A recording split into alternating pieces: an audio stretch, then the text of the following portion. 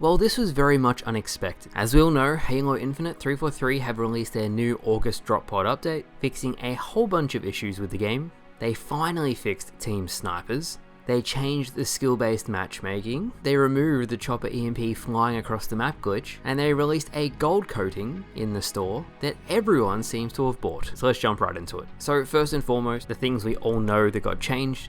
The rocket launcher has been fixed finally, the radius of the explosion has been improved, and now will more consistently damage enemies. I remember seeing on the pro scene the other day a rocket that completely blanked. I've had that happen and it's very annoying, so I'm glad that's fixed. The chopper EMP glitch is gone. It was a fun 9 months. It's a shame it got removed. A lot of you guys didn't want it fixed. There were some comments who did want it fixed, but ultimately 343 has decided to remove it. 343 also nerfed the default starting weapons against vehicles to try to buff vehicles up a little bit.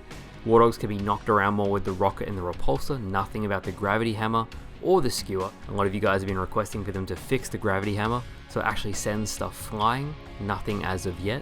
343 has also changed the grapplejacking, hijacking mechanics before, and I did a few videos on this. If you would grapple out of vehicle and you got out of the vehicle, it would bonk the vehicle and the driver could just get back in. 343 has removed that, so if you get grapple-jacked, you're gonna get hijacked and there's no way to stop it. It was very split down the middle, again, this decision. I saw some for and some against. But 343's justification was the Wasp is very, very strong to give players on the ground. If there's no Hydra on the map or no shock grenades, because the shock grenades are random spawns, the grapple offers a third counter to try to take out Wasps. As we all know, Crosscourt customization has begun with the Visors. There's so many different Visors to pick from.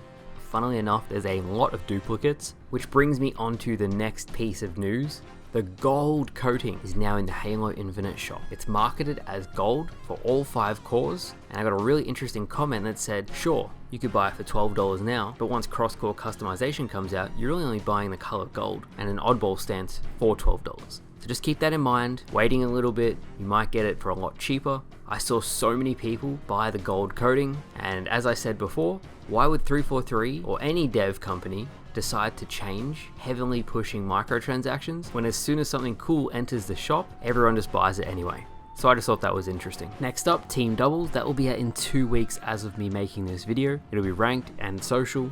In case some people thought team double was supposed to come today, I just thought I'd clarify that. But the big juicy information of the day is 343 finally, properly fixed team snipers. Now, in the past, they added more maps and they removed cubby snipers, which was stalker rifles and plasma carbine starts, and I'm really glad they did. They've taken it a step further today and they have added normal team snipers, just S7 sniper starts, no radar, no bulldog shotgun, for 75% of games. For the last 25%, which is 12.5% each, it's shoddy snipers and brute snipers. Huge step in the right direction. I don't think I played with the skewer once today in team snipers from about 30 games, so thank you 343 for taking the community's feedback on board. Which brings me to the big news, the skill-based matchmaking. Now for me personally, when I jump on Halo Infinite before this update, I could not find a single game in any playlist outside Big Team Battle. It was so bad that people in my region were searching for hours. I was timing out 10 times in a row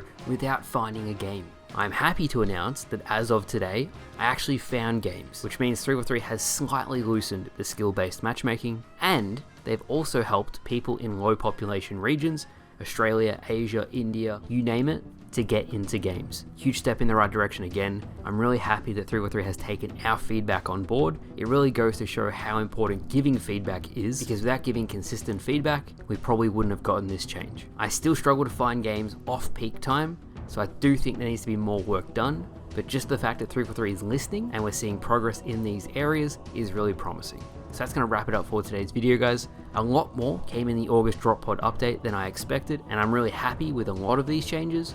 Let me know what you think of the update. Are you happy with it? Would you have liked to have seen more? Let me know in the comments. But thank you guys for watching. Hopefully you all enjoyed, and I will see you guys later.